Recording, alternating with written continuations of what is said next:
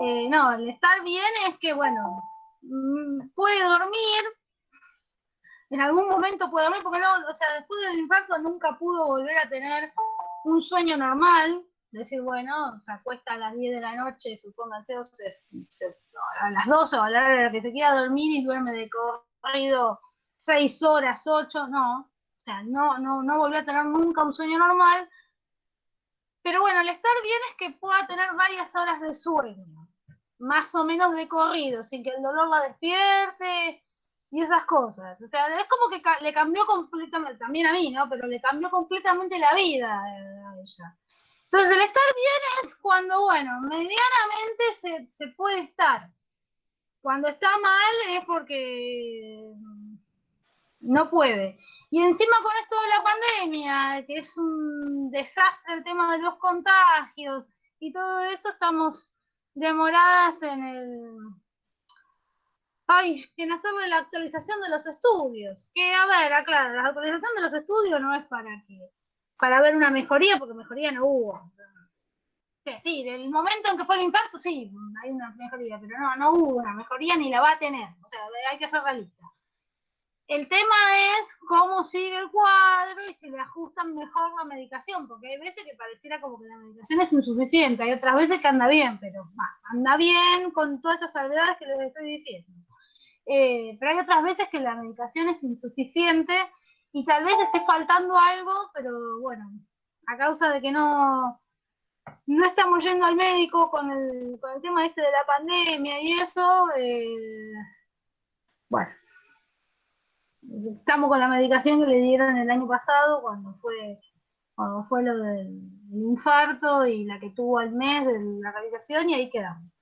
Así que bueno, vamos a ver cuándo podemos hacerle la actualización en ese sentido. No porque vaya a tener demasiada mejoría, pero bueno, por ahí puede dormir mejor y eso. Milagros Sentir un no. poco menos de dolor. Claro, exactamente. Milagros no. Eh, es complejo, pero hay que tener en cuenta que ya tiene 68 años también. Ojo, el infarto es un infarto, no importa la edad que tengas. Pero si sos una persona grande, a ver, hay que mirar una cosa, ¿no? Si sos una persona joven, vas a tener complicada todo el resto de tu vida. Sin embargo, a nivel inmediato, tal vez tenés mayor posibilidades de recuperación. O tenés, el cuerpo responde más. Aunque vas a tener tu vida más complicada, porque es un infarto de joven. Pero si vos lo tenés de grande, ya no hay una recuperación, no hay una regeneración así de las células. Entonces, por un lado, mejor porque, o sea, el resto de tu vida se supone cuando uno es más grande, ya te queda menos resto, vamos a hacer de manera, digamos, a lo bestia. Entonces, bueno, es menos el resto que tenés que pasarla jorobado, pero no tenés recuperación, no vas a tener una recuperación. Ojo, que un infarto de las características, repito, de que tuvo ella, una persona joven, también sería de una difícil recuperación. Pero un cuerpo joven, mientras el resto esté sano del organismo, bueno, tiene algún tipo de regeneración. Ya cuando sos grande, ella tiene ahora actualmente 69 años, olvídense, eso no, imposible. Entonces es una estabilidad, lo que dijo Miriam, creo. Eso me dijo, que no tenga dolor. Exacto, es eso.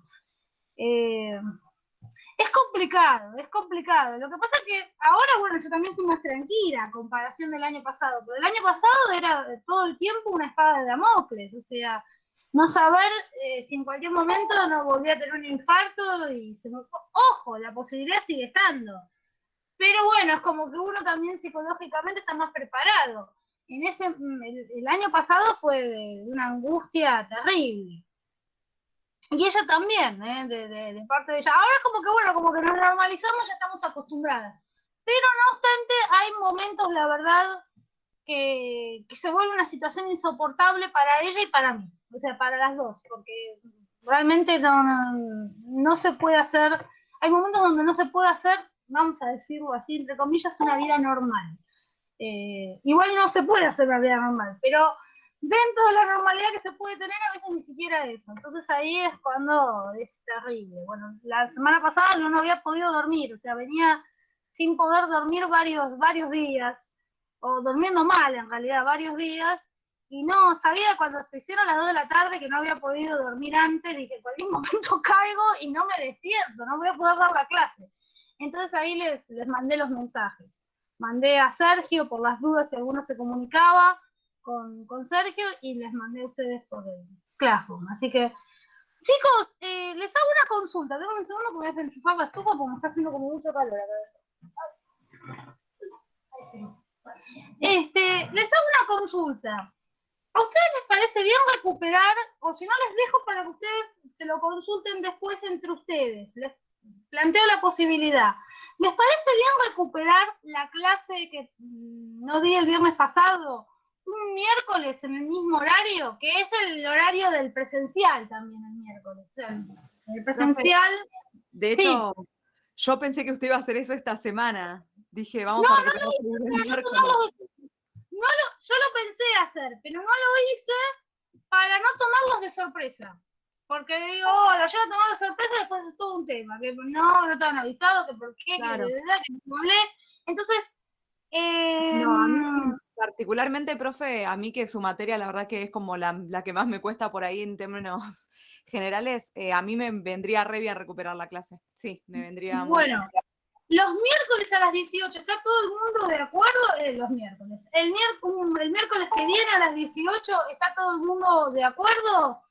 Sí, profe. Ahí me dicen que sí. Sí, Estoy profe. buscando. Se cambió, no sé si el Meet cambió la configuración, pero yo tengo todo medio cambiado. Sí, está profe, distinto. cambió, está distinto. Sí, se ven distintos. No puedo encontrar para abrir el chat. Ah, ahí lo encontré. Estaba perdida, no podía abrir el chat. Bueno, perfecto. Entonces, hoy recuperamos la clase del viernes pasado y el miércoles la de hoy. Claro. En realidad hoy seguimos con el programa del viernes pasado, la de hoy quedaría para el miércoles y el viernes ya seguimos con las clases. Si no estamos pateando las clases. Bueno, genial. Entonces quedamos así. Igual después mando un informe por el Classroom y les pido a ustedes que tienen su grupo de WhatsApp que avisen. Nos encontramos con este mismo Meet. Después lo voy a reprogramar para poder... no sé si hace falta reprogramarlo. Pero bueno, por lo menos me fijo. Después lo voy a reprogramar este Meet para que directamente entremos con este mismo enlace el miércoles y ya está. Listo. Bueno, genial. Chicos, estuvimos 2 semanas sin vernos. Espero que hayan podido aprovechar a leer, avanzar un poco con la lectura o los videos o con algo. ¿Alguna consulta antes de que comencemos? Hola, profesora. Gracias por preguntar, de mi mamá. Perdón, mi nombre es Carolina, encantada. Hola, Carolina, sí. Es la primera clase que participo, porque bueno, tuve un problema con la inscripción, en fin. Así que esta es mi primera clase, pero bueno, me voy a poner al día con todos los materiales. Bueno, fíjate que tendría que entrar al Classroom porque solo desde la semana pasada no volví a entrar, entonces no sé si alguien mandó algo y entonces quedó la información atrás. Vos desde el Classroom, si te vas al principio, vas a ir encontrando todas las clases, inclusive en algunos casos las clases como la de hoy, está derivada en otro Classroom, pero siempre el Classroom oficial, digamos, donde me comunico, es ese en el que los cargaron a ustedes, o sea, los tengo yo cargados como alumno y todo eso, yo no lo hice, lo hizo Sergio seguramente, claro, porque nada, ser a la izquierda, lo hicieron en el instituto. Bueno, ese es el Classroom oficial donde me comunico. Eventualmente, como algunos temas se hacen más extensos para que no se haga todo un berenjenal, yo mando un mensaje poniendo la dirección de otro Classroom donde los deriva. Por ejemplo, este tiene el tema de hoy, que es el de la sociedad micénica, tiene otro Classroom aparte. Pero siempre te tenés que guiar, Carolina, por ese Classroom central, ahí vas a tener todo. Y en los próximos días voy a subir el programa. Estoy demorada con eso porque también encima para mal de males, se me jorobó la configuración de Windows y no puedo modificar el Word. O sea, se me desactivaron funciones. Así que bueno, necesito... La semana que viene tendré un técnico y arreglaré todo esto. Bueno, profesora, muchas gracias por la información. No, así que bueno, ahí vas a tener para ir poniéndote al día. Bueno, el resto de los que sí arrancaron desde el principio, ¿alguna dificultad, algún comentario que quieran hacer?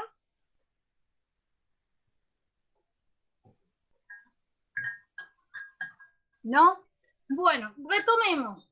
La última clase estábamos viendo, nosotros habíamos hago un mínimo paneo para Carolina que ingresó ahora e inclusive para todos que no les viene mal. Estamos en la parte de cultura, especialmente todavía estamos en la parte de prehistoria, ya la clase que viene vamos a arrancar la parte de historia, o sea, la parte ya donde comienza hay escritura, vamos a arrancar la clase que viene, hoy vamos a cerrar con la parte de la prehistoria, y el motivo por el cual yo comienzo, digamos, por los orígenes de Grecia desde la prehistoria, es porque quiero que vean sobre todo la juventud que tiene, juventud, es una metáfora, ¿no? Lo posterior o lo tardía, que es la cultura griega, frente, inclusive la misma apropiación del territorio, los mismos asentamientos en el territorio griego, frente, digamos, a lo que sería el territorio oriental. O sea, mientras los griegos, básicamente en algunos casos, están en la edad de piedra, en la edad de bronce, en la India, en China, ya tenés civilizaciones complejas con, obviamente, Egipto, con escritura, o sea, con historia, con religiones complejas, con arquitecturas realmente complejas, con sistemas, digamos, de desagües en algunos casos, es decir, tenés civilizaciones completamente avanzadas frente a unos griegos que todavía están ahí con, digamos, si los comparamos a Oriente, con unas viviendas escasas. O sea, viviendas considerables para lo que era ahí, digamos, ese territorio que no hay nada.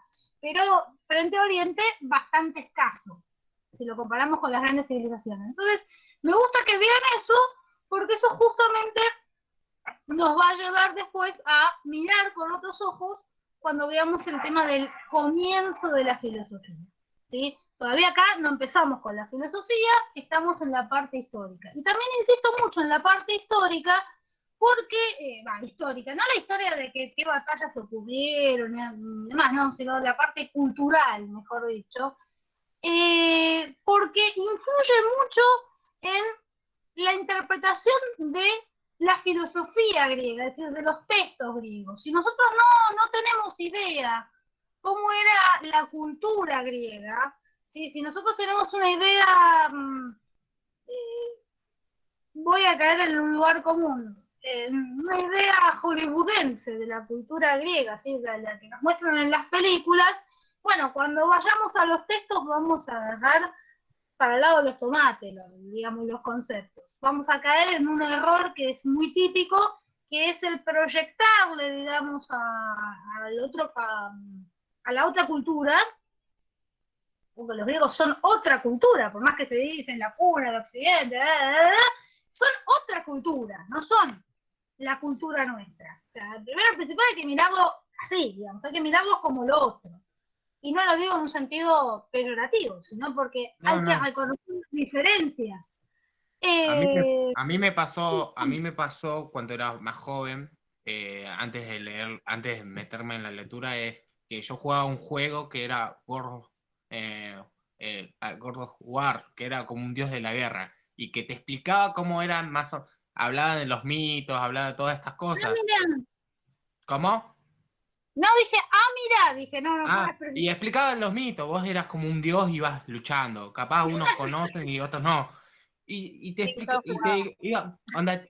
y te iban contando las cosas de onda, a unos onda Medusa y todas esas cosas. Pero cuando leí mitos, cuando pensé a leer mitos, cuando pensé a leer los verdaderos mitos, me di cuenta que toda la idea o todo lo que me enseñó ese videojuego o las películas no resultaba, como daba un ejemplo Tomás, lo del lo mismo talón de Aquiles. pasa con Ay, no me sale el nombre. El juego los caballeros, el juego no, perdón, el anime los caballeros del Zodiaco. En los caballeros del Zodiaco también hay algunos elementos de mitología, pero también interpretada a la japonesa, o sea, o interpretado a lo anime, digamos. Sí, es que pasa eso. Se genera una deformación. Ojo, esas deformaciones a nivel artístico son válidas, ¿no? Bueno, son obras de arte, no se las puede mirar de otra manera, no son obras con una pretensión histórica, entonces es válido. El problema es cuando, digamos, si yo doy por supuesto que ustedes saben medianamente cómo piensa un griego, no, después me encuentro con que en realidad ustedes están pensando que un griego es Brad Pitt haciendo de Aquiles. Y no es eso. Entonces, esa es la cuestión, o 300, esa es más graciosa todavía que la otra. Igual, profe, cuando sí, en la Odisea, ahí yo. Daniela. En la Odisea, cuando describe a Aquiles, ¿te parece mucho Brad Pitt? ¿Cómo lo describe? Piel ligeros, cabello ondulado, rubio, grandote. Y claro, es el héroe, tiene que ser lindo el héroe. O sea, la describe así como muy detalladamente y sinceramente me tenté. La primera vez que lo leí me tenté. Ojo, también en la Odisea, la descripción de Ulises, no me acuerdo la exacta descripción de Ulises, pero son así esas descripciones como decís, qué tipo para morirse de un infarto, literalmente. Y sí, ahí te das cuenta cómo es interesante. Esto igual es un tema un poco como de la clase que viene, pero no importa. Bueno. No importa, la verdad que voy a hablar de este tema en particular, pero digo, vamos a hablar de la clase que viene de la concepción griega de la belleza, seguro vamos a hablar de eso. Sí, pero no ya, eso la clase que viene no, pero bueno, a lo que voy, ahora después leo los mensajes que están dejando. A lo que voy, que la semana que viene ya arrancamos con Homero, ¿no? Entonces por ende con la Ilíada de la Odisea, y todo el debate que hay en función de Homero y eso. Ay, ¿qué les iba a decir? Hay una cuestión interesante, si bien esto es como marginal, no es en sí el tema que vamos a tratar la clase que viene, es interesante cómo en realidad la Ilíada y la Odisea son poemas en realidad, esto creo que ya lo dijimos en algún momento, que se recitaban, es decir, que eran casi como obras teatrales. No era una obra teatral, pero se recitaban a 2 o 3 voces, con música de fondo, es decir, que era algo bastante entretenido dentro de la cultura griega. Pensar que no había Netflix, literalmente, no había películas. Entonces, en sí, digamos, ese recitado era el entretenimiento, esa cultura oral, es decir, la oralidad va generando la imagen, ¿no? O sea, la descripción oral genera la imagen. Y es increíble o es llamativo cómo, digamos, ya en la cultura griega, ¿no? Pero esto no es igual exclusivo de la cultura griega, este detalle. Como siempre los héroes tienen que tener, digamos, ese aspecto, al menos de características que para esa cultura tienen que ser, digamos, unos tipos para infartarse. Lo mismo cuando se describe a las mujeres, ¿no? Las mujeres así, las heroínas, diosas, además, también la descripción siempre se ajusta a los valores de determinada cultura, no importa de la cultura que sea, pero de esa cultura que son valores deseables, ¿no? Es esa cosa del hombre ideal o de la mujer ideal, o sea, esa cosa que genera deseo, ¿no? Es increíble cómo está como arquetípicamente instalado en la psicología, ¿no? Que para que sea atractiva la narración tiene que haber ahí un elemento de deseo importante. Estoy hablando, digamos, o sea, tengamos en cuenta que son la Ilíada y la Odisea fueron escritas entre el octavo, el noveno, algunos dicen el séptimo antes de Cristo. O sea, fueron escritas allá lejos y hace tiempo. y siguen siendo fórmulas que tienen vigencia hoy en día, ¿no? Con todo el nivel crítico que tiene la sociedad o determinados sectores de la sociedad con el nivel crítico que hay, determinadas fórmulas siguen funcionando igual, ¿no? Así que no es para juzgarlos porque tuvieran estas características, pero a lo que me refiero es que a veces en la humanidad en algunos puntos no varía.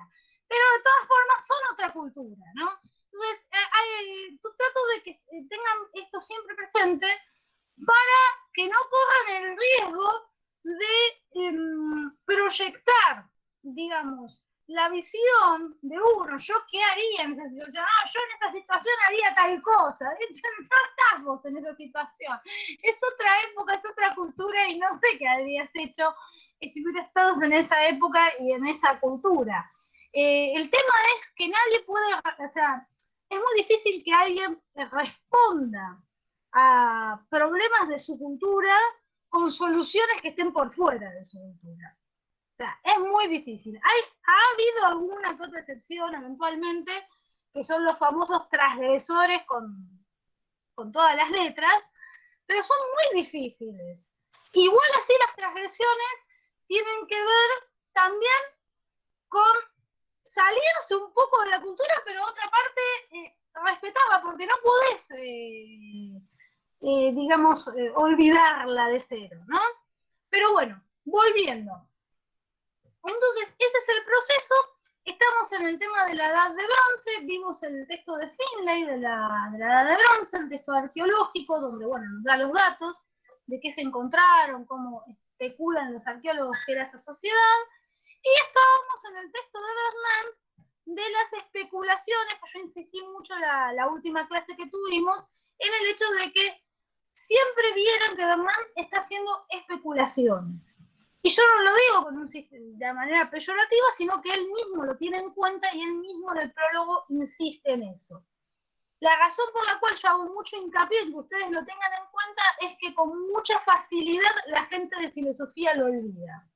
Y cuando digo que con mucha facilidad la gente de filosofía lo olvida, no me refiero en sí a los alumnos, que también, me refiero también a los ya recibidos, a los docentes. Con mucha facilidad a veces se olvidan que Bernard lo que hace es una especulación. ¿Sí? Y entonces se da como un hecho y una dogmática. La versión de Bernard acá en Argentina, no sé en otro lado. Pero acá en Argentina es la oficial. Es la Biblia. Es la Biblia de la antigua. O sea, Bernard. O sea, no se te ocurra llevarlo la contra Bernard porque se te viene Pero sí. todos nos aferramos a un autor. Profe, todos nos aferramos a un autor. Todos nos enamoramos de alguien.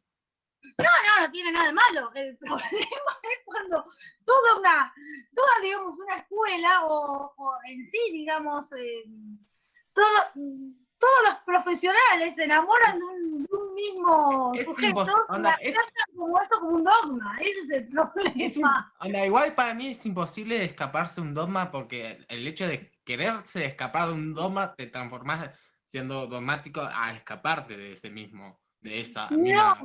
No es lo mismo, no es lo mismo, no es lo mismo porque el dogma es una verdad que vos no podés cuestionar, que das por sentada, que es así. Cuando vos, digamos, querés escapar de todos los dogmas, en realidad no hay una verdad que vos des por sentada. En realidad lo que va a ocurrir cuando vos no sos antidogmático es que te vas a volver un escéptico. Como todo lo vas a mirar con pinzas, y es complicada la visión del escéptico. Lo digo, esto yo ya lo digo ya por en carne propia. Yo soy una escéptica, o sea, literalmente esa es mi posición. Tengo un escepticismo. Con esto no significa que no creo en nada, que no haya posibilidades de que no haya conocimiento. No, porque de hecho estoy dando estos contenidos. Pero, no obstante, los miro, digamos, de una forma que sé que pueden ser desmentidos o pueden ser modificados con alguna otra teoría, o sea que no, nada es definitivo. Lo que pasa que, un segundo, ¿qué pasó? A ver, no sé qué pasa con una luna. ¿Cómo quitar? No puedo cerrar, no sé. Me parece un cuadro medio raro. No era lo de siempre. Bueno, El problema es que genera mucha incertidumbre. O sea, en líneas generales genera incertidumbre de decir, bueno, no es seguro lo de Finlay, no es seguro lo de Bernal. La verdad, ¿cuál es? Sí, no se sabe en realidad, pero tenemos estas especulaciones. Y eso genera mucha incertidumbre. En líneas generales, psicológicamente disgusta mucho, es muy incómodo. Entonces, se trata de escapar de eso y se trata de tener certezas. Pero son certezas falsas, porque no las, o sea, bueno, por ahí son válidas, o sea, pueden ser válidas para el que las acepta, pero no necesariamente tienen que ser válidas para todo el mundo. Entonces me parece, yo tengo una visión también muy crítica de que hay que enseñar siendo crítico. Yo no tengo la verdad, ni tengo todos los conocimientos, ni tengo el conocimiento de todas las escuelas filosóficas, pero al menos las que enseño, sé que pueden ser cuestionadas, no doy ninguna como que es mejor o la que tiene la verdad, digamos, sobre las otras. Esa es mi visión. Pero bueno, en filosofía se cae en el dogmatismo. Y repito, hay mucho enamoramiento de Bernal, y está todo bien con el enamoramiento de Bernal, pero no pierdan de vista que él sabe, el mismo Bernal sabe y lo dice, que está especulando. O sea, eso no lo pierdan de vista. Entonces, bueno, en estas especulaciones, redondeando lo que hemos llegado a ver, la última clase, era el tema de que él interpreta que estas sociedades micénico-minoicas, o sea, sociedades griegas de la Edad de Bronce, están gobernadas por un ánax, un rey que concentra en sí todo el poder religioso, o sea, sacerdotal, religioso. Ejecutivo, obviamente, es el que dispone. Legislativo es el que manda a hacer las leyes o que le dice a los ciudadanos qué pueden hacer o dejar de hacer.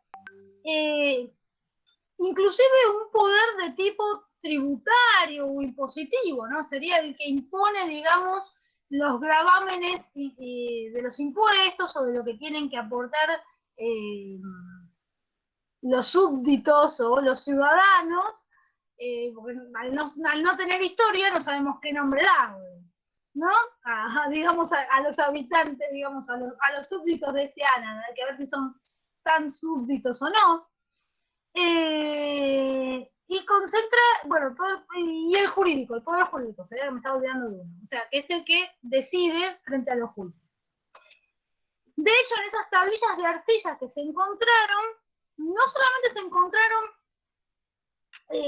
cuestiones contables, esto también es interesante, se encontraron algunos casos como fallos, ¿sí? Que se habían puesto en, supónganse, a fulano, mengano, le tiene que pagar tantas ovejas, cosas de ese estilo.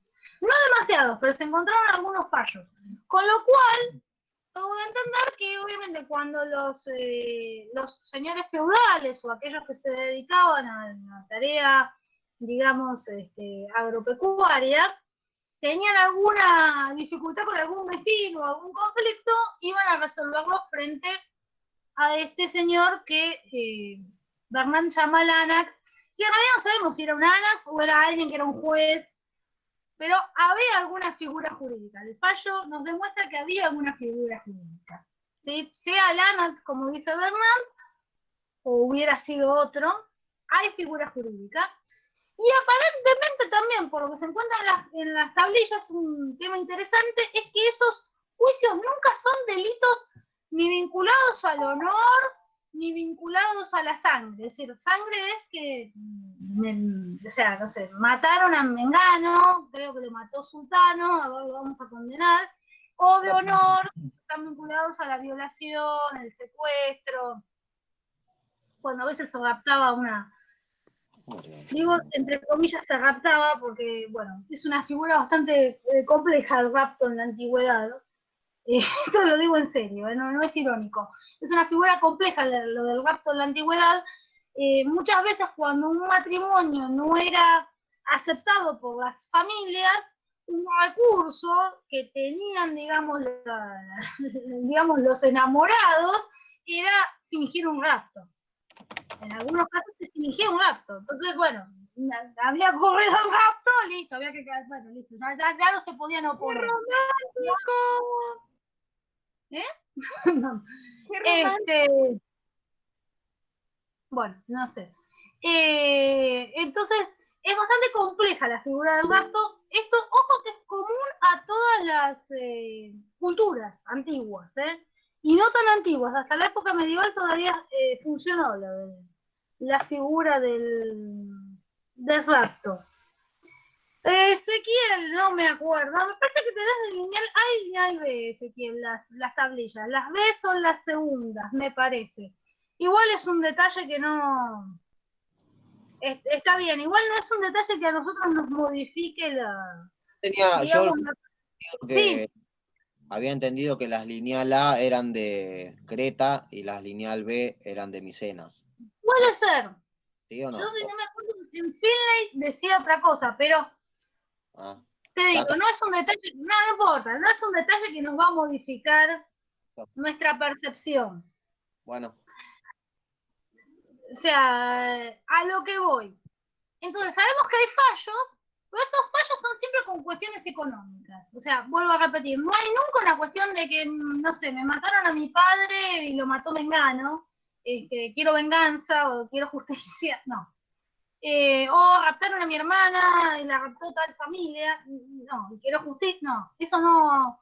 O deshonraron a mi hermana, no, eso no existe, no están en esos fallos. O sea, que son delitos que indudablemente se resolvían entre familias. O sea, ese vacío te da a entender que, bueno, esa clase de delitos los resolvían las familias sin ninguna intervención. Ahora los delitos de orden económico, si vos acusabas al otro de haberte robado ganado o alguna cuestión de esa, ahí sí intervenía el Estado por darle un nombre a la figura de intervención, ¿no es cierto? Esto de acuerdo a las tablillas. Esto es lo que se deja interpretar por las tablillas. Entonces, tenemos que, de acuerdo, vuelvo a repetir, sigo la línea de Berlanda ahora, esta figura que concentra todo el poder la llama Anax, también como había dicho José, la llama de otra forma que es innombrable, Guanacaca, no me puedo acordar cómo es un nombre más difícil, vamos a quedarnos con Anax, que es más fácil. Es el Anax, y de acuerdo a la interpretación de Berlán, este Anax no es un rey en el sentido de las monarquías medievales europeas, ¿sí? Donde las monarquías medievales europeas, el rey es alguien que tiene un poder divino, o sea que es el mismo Dios el que le da el poder a ese rey, que dice que bueno, que ese es el que tiene que liderar. Tiene el WhatsApp personal de Dios, el rey. Claro, ¿quién era? El Pastor Jiménez era el que tenía no me acuerdo, el aparatito. El texto era. Sí, bueno, yo como alguien creyente es como diciendo, escuchás personas que usan el nombre, el nombre de Dios y no lo representan en sí mismo. Entonces como cada personaje es como dijiste lo vos, que pasa es que lo más lógico es lo más ilógico del mundo. Lo Lo, más racional. lo que pasa es que, digamos, lo que tiene, digamos, el Dios monoteísta, el ser irrepresentable e impensable, porque no se puede pensar, da lugar a que se abra el abanico más vasto de delirios, inclusive, ¿no? Es un tema. O sea, a ver, ya me voy para otro lado. Es un tema, inclusive las sectas son un tema, son un temita. Ku Klux Klan, pero bueno, vamos a dejarlo aparte. Pero bueno, no estamos yendo al tema. No me voy a meter en ese tema, pero sí lo comento, son un temita. Bueno, volvamos. No hay así como una validez, o al menos esta es la interpretación de Berlán, no habría una validez de tipo, o como el faraón, ¿no? Que lo creía en el mismo Dios, no habría una validez de tipo, si bien tiene un poder religioso, no hay una validez así como que es, digamos que el Dios lo puso a él en ese lugar. Berlán interpreta que este Anax sería un primero entre pares. ¿sí? Es decir, que él interpreta que hay una casta guerrera dominante, ¿sí? Que son, además, esta casta guerrera, como son los que llevan a cabo las tareas de la guerra y la de enriquecerse a través de la guerra, también son los que se hacen señores terratenientes porque son los que tienen las armas para defender los campos y que nadie se los pueda sacar, y por ende, bueno, se hacen los señores terratenientes, que Bernard los va a llamar basileus o basileos, a estos señores feudales terratenientes, y Diana, en teoría, para Bernard, sería un primero entre esos basileos, es decir, alguien que cumple una función de líder. Obviamente Bernard no puede resolver mucho más esto porque son conjeturas, no tiene absolutamente ningún dato y es una conjetura. ¿En base a qué saca esta conjetura Bernard? Esto sí es importante. No es, o sea, quiero decir, es importante no porque tal vez haya sido la realidad de Micena o de Creta o del territorio griego, tal vez sí la fue, tal vez no, no importa, pero es importante este detalle porque él en realidad lo saca, sí, ya de la historia de Grecia. En la historia de Grecia, en la época arcaica, las ciudades están gobernadas por reyes, pero reyes que no son, se las denomina reyesías, no se evita mucho usar la palabra monarquía. Hay quien la utiliza, pero en líneas generales se evita, porque la palabra monarquía, vuelvo a repetir, suele llevarnos a pensar un poco en las monarquías europeas. Entonces usa la palabra reyesía, porque en las ciudades griegas de la época arcaica, es decir, antes del inicio de la democracia, en líneas generales estaban gobernadas por reyes, que eran reyes guerreros, es decir, gente que tenía un corte, digamos, una labor, digamos, un oficio de guerra, ¿sí? Y que estaban puestos en ese lugar por ser reconocidos entre sus pares como los mejores entre su ciudad. De hecho, en parte, digamos, la Ilíada y la Odisea, se ve esta característica de la cultura griega, ¿sí?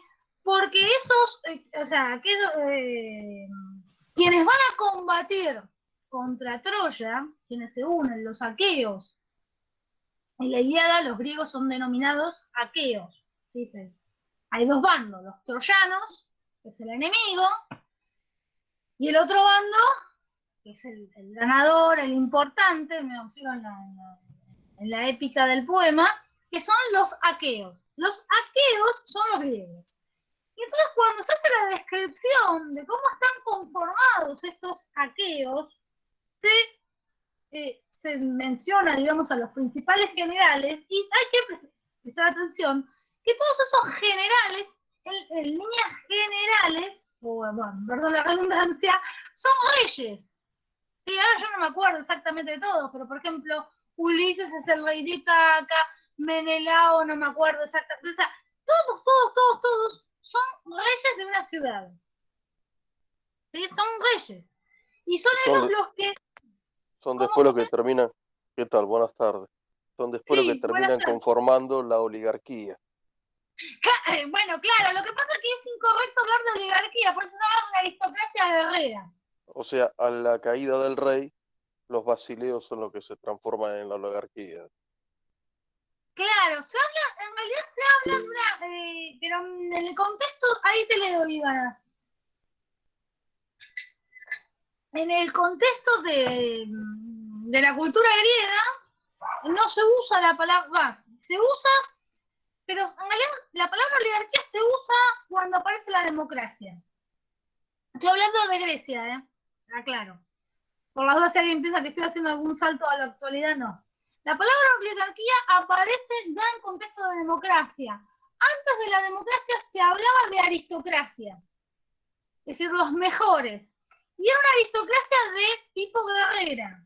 Todos los historiadores, ahí hay como un consenso unánime, en que es una aristocracia de tipo guerrera. O sea, los mejores en la guerra, que son los reyes, es decir, quienes lideran a los hombres armados, constituyen una aristocracia guerrera. Lo de la oligarquía viene después y viene con con el nacimiento de la democracia, donde hay como un traspaso, vamos a decirlo así, del poder o de la riqueza en cuanto, a ver, porque el guerrero, el líder, el general, tal como está descrito en la Ilíada, ¿no? O sea, estos generales, eran los reyes y eran también los que daban las armas a sus bastiones armados. O sea, bastiones armados que estaban constituidos por gente entrenada, ¿no? En líneas generales no tenían dinero para pagar sus propias armas. Por ahí algunos sí, pero en líneas generales no. Entonces, el dueño de esas armas era el rey. Que las presta, o sea, hay como una suerte de intercambio de favores, obviamente. Cuando esta aristocracia guerrera comienza a mermar por la aparición de la democracia, donde la guerra ya no se vuelve una actividad preponderante entre los griegos, se vuelve más bien una actividad tal vez defensiva, pero no una actividad de orden económico, donde el orden económico tal vez pasa por lo comercial, es decir, y empieza a aparecer una nueva clase social, que es una que los historiadores a veces llaman como una burguesía griega, y la llaman entre comillas como una burguesía griega porque es inexacto, pero bueno, como una clase económica vinculada al comercio, ahí aparece la idea de oligarquía, que es el poder de unos pocos, pero que tienen un poder vinculado a lo económico, no tanto vinculado, que a veces puede estar vinculado por alianzas de matrimonio, familiares, en fin, también a los guerreros, pero que son vinculados a lo económico. Y entonces también ahí aparece la idea de las fuerzas mercenarias. Es decir, como ya, o sea, ya el guerrero no tiene toda esta heroicidad, digamos, todo este heroísmo, ay, estoy enredando las palabras, ya no es un héroe, digamos, como en la época arcaica, sino es más bien un mercenario. Pero es como un pasaje medio, ¿cómo decirlo? Es como una secularización de determinados roles, como una transformación de determinados roles que tampoco en su momento es tan claro que se está transformando. ¿Sí? O sea, para ellos mismos, para los griegos, no es tan claro. Sin embargo, hay una transformación que el mismo Platón y Aristóteles critican. ¿Sí? Cuando los tratados políticos de Platón o sea, los que Platón dedica a la política y los que Aristóteles dedica a la política, critican estas nuevas formaciones, pero que son un hecho en la realidad. O sea que la oligarquía en realidad aparece ya en la época de la democracia. En esta época no sabemos, no podríamos hablar. Se habla de una aristocracia guerrera. Al menos eso así es como se denomina, ¿no? O sea, entonces Anax sería un primero entre pares, entre guerreros. Ojo, que acá hay una cuestión interesante. Si bien no tiene una bala así como que es el hijo del dios Sol, como en el caso de los egipcios, no obstante hay siempre también un fundamento mítico con estos reyes, ¿sí? Generalmente todos los reyes griegos, sobre todo los míticos, tienen algún ascendente dios, ¿sí? De Teseo se dice que el padre, digamos, putativo era, no me acuerdo, tiene un nombre esta teoría, que el padre putativo es Egeo, pero su padre divino, el verdadero, era Poseidón. Y de ahí, digamos, el héroe tiene su capacidad de ser héroe. Así todos los héroes importantes tienen algún dios, digamos, metido ahí en el árbol genealógico para justificar esa heroicidad, ese heroísmo, ¿no?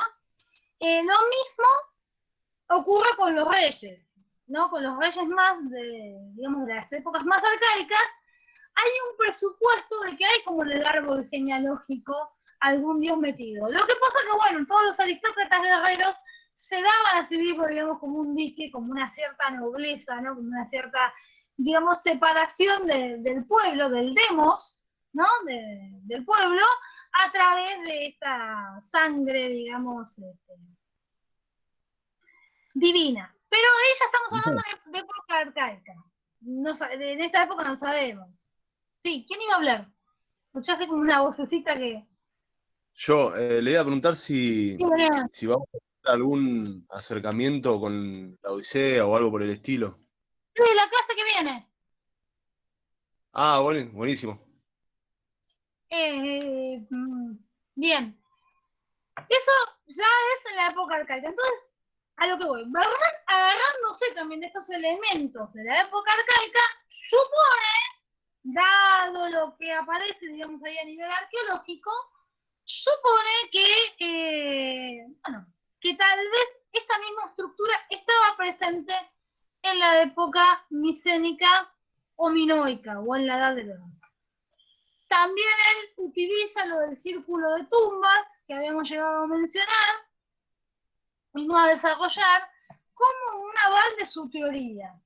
Una cuestión importante del círculo de tumbas que les tengo que mencionar, porque algo me habían comentado en la última clase que tuvimos, es de los dos círculos de tumbas.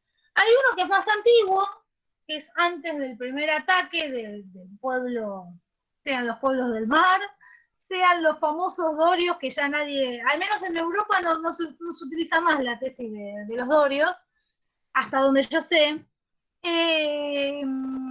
Pero que bueno, todavía en los manuales antiguos van a encontrar esa tesis, y en los no actualizados también van a encontrar la tesis de los dorios, o quién carajo haya nacido, porque la verdad que, por más que digamos son los pueblos del mar, no sabemos quiénes son. La única diferencia entre los dorios y los pueblos del mar es que los pueblos del mar, vuelvo a repetir, hay un testimonio, ¿sí?, de las culturas escritas de la época, de que hubo un pueblo que vino por el mar y atacó, invadió, arrasó, bueno, hizo de todo. Sí, o sea, esa es la cuestión. Que bueno, sí, es viable esa tesis. Es decir, de hecho hubo algún tipo de cultura que atacó y destruyó, ¿sí? Como los Primero, no vikingos. tanto. Como los No, vikingos. los vikingos creo que son muy posteriores. Mira, no me voy a meter en temas de que no sé, pero hasta donde yo sé, el pueblo vikingo es posterior, bastante posterior. Sí, yo No sé entiendo, lo qué. entiendo a Jan que dice que atacaban los vikingos, que sí, los normandos y demás, tenían un periodo que creo que venían en primavera, era, y atacaban a todo lo que es la zona de Francia, hacían esas excursiones. Entonces, si es que te Claro, referís a sí. eso, sí. Ah, sí, el procedimiento es igual que el de los vikingos, sí, en eso sí. Yo pensé que decías que eran los vikingos, y eran los vikingos. No. Ah, perdón.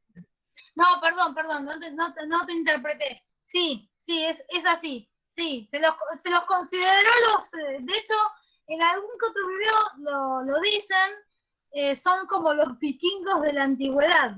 Lo dicen, este pueblo del mar fueron como los vikingos de la antigüedad, sí. Sí, en realidad tienen un paralelo porque Sí. sin querer hacer un anacronismo, lo que sucede es que la desaparición de esta cultura micénica que entran en la etapa oscura, ¿no es cierto? Todo ese desconocimiento, o sea, toda esa falta de conocimiento nuevamente que se pierde, cuando cae Roma ya en el 476, pero Roma de Occidente, no de Oriente, que cae 1000 años después, Sí. también todo lo que es Europa cae en la Edad Oscura. Y en el año 800, Carlomagno tuvo que traer gente a enseñarle a los sacerdotes a leer y a escribir porque habían perdido hasta la escritura. Entonces, tienen un paralelo en los procedimientos. No lo sabía, mirá vos. Un segundo que voy a leer lo que me escribieron. Sí, Ivana, me voy a leer lo que escribió Ivana porque es importante. Dice, el Anax en el contexto de la sociedad micénica era el único que a través de ritos podía establecer contacto con los dioses. Dice, en este sentido, según Berman, el Anax tenía un poder supremo. Sí, es correcto lo que decís desde la interpretación de Berman. O sea, según Berman, el Anax puede tener un contacto con los dioses. O sea, en líneas generales no lo sabemos, pero bueno, es lo que pensaba Berman. O es lo que piensa Berman. Bien. Retomo, vuelvo a lo de los círculos de tumbas. Hay unas tumbas que son las más numerosas. Tengo entendido, no lo quiero afirmar porque por ahí estoy diciendo una burrada, pero si yo no me equivoco, aparecieron actualmente, arqueológicamente aparecieron más tumbas de las que hallaron en su momento, de las que están en el recuento de Bernani, que son, digamos, las del recuento clásico. Tengo entendido que hay más tumbas que aparecieron, digamos, posteriormente, pero igual tómenlo con pinzas porque por ahí, no sé, agarré mal una información, lo por la tangente y no lo agarré bien. Vamos a quedarnos con lo seguro. El hecho es que las tumbas más antiguas son más ricas, o sea, más ricas ¿en qué sentido? Todo el ajuar fúnebre que está dentro de los nichos, que son nichos como habitaciones, inclusive el espacio de esos nichos, es mucho más rico, el de las más antiguas, que el de las posteriores. La razón es que, digamos, la sociedad era más rica. Después de la primera invasión, la sociedad quedó más pobre y nunca pudo volver a recuperar el esplendor que había tenido. Entonces, por eso las tumbas que vienen después son más pobres. ¿Sí? Esa es la explicación, digamos, lógica y muy coherente del tema de por qué hay una diferencia entre la calidad, o al menos el nivel de riqueza que hay en las primeras tumbas con las segundas tumbas. Otro punto importante es que en las tumbas hay tumbas de mujeres, ¿sí? Que se presupone que debían ser esposas de líderes, ¿sí? Que, bueno, por ende no podían ser consideradas, digamos, mujeres normales, ¿no? O sea, de corriente, ¿no? Entonces que ameritaban, digamos, una tumba de esas características, con honores guerreros. Y inclusive en las tumbas de mujeres también todo el ajuar fúnebre tiene elementos, digamos, vinculados a la guerra. Que también, yo estoy diciendo lo que suponen los arqueólogos, que esto es de esa forma porque es como que le traspasa al marido, digamos, cierta propiedad a la mujer. No sé cómo funcionaba muy bien la cabeza de los antiguos, pero es viable, digamos, claro, entre ellas la famosa, la denominada, Ezequiel, exacto, la tumba de Clitemnestra. Ya no es la tumba de Clitemnestra, pero bueno, le pusieron ese nombre. Entonces, esa es la cuestión o de la situación.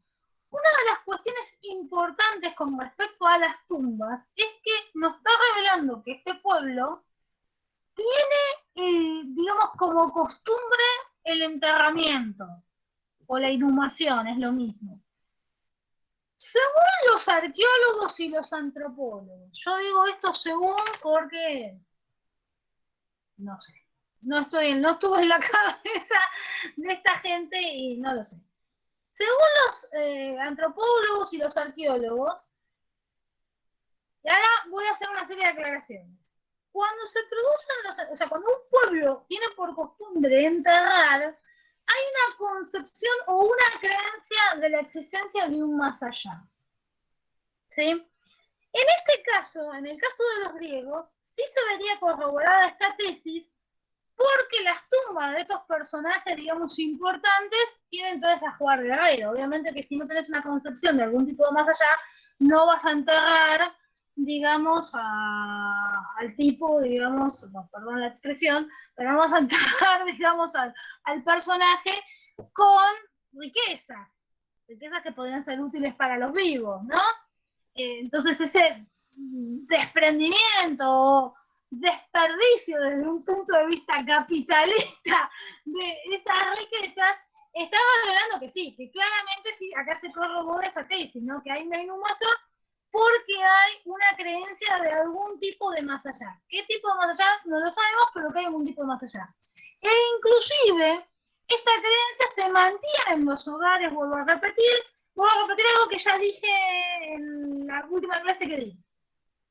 En los hogares, digamos, de la gente más sería Lo que pasa es que es medio difícil hablar en la antigüedad porque no tenés en la antigüedad griega clases sociales, ¿no?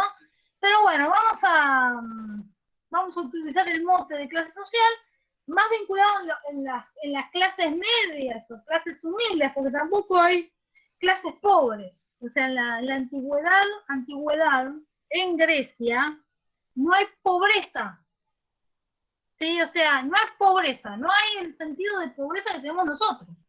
Ah, claro, o sea, hay gente que tiene más recursos, hay gente que tiene, o sea, hay ricos, sí, desde ya, y después hay otros que tienen más recursos, que la pasan más cómodamente, y hay otros que tienen que trabajar y no la pasan tan cómodo, pero no hay pobreza, el sentido de la palabra pobreza, el sentido de que te esté faltando la comida, de que te esté faltando la vestimenta, de que te esté, o sea, no existe ese concepto. En la antigüedad griega, ¿sí? Eso es importante de entender.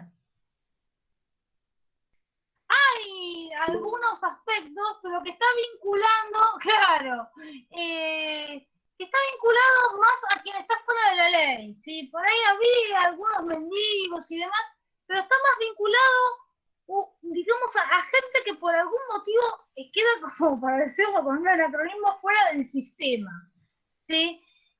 Muchas veces vinculado a conductas sociales, digamos, que hacían que quedaran fuera del sistema, pero en sí no había un problema de pobreza en la antigüedad.